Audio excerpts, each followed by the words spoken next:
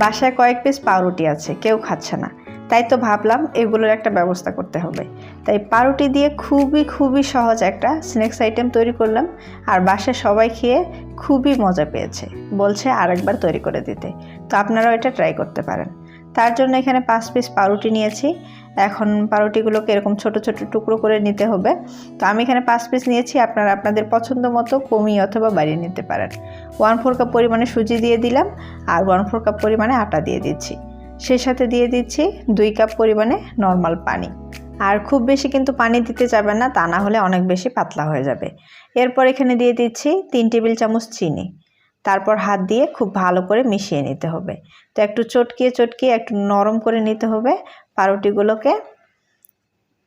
তো খুব ভালো করে মেশানো হয়ে গেলে এখন এটা ঢাকনা দিয়ে ঢেকে রাখবো 20 মিনিটের জন্য। তাহলে সুজিগুলো খুব ভালোভাবে নরম হয়ে যাবে।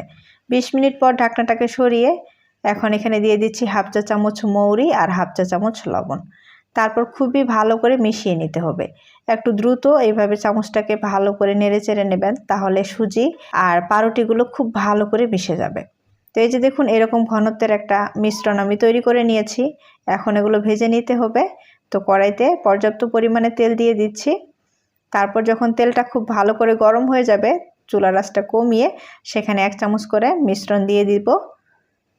তারপর উপরে একটু এভাবে তেল ছড়িয়ে দিব, তাহলে উপরের অংশটা একটু শক্ত হয়ে যাবে।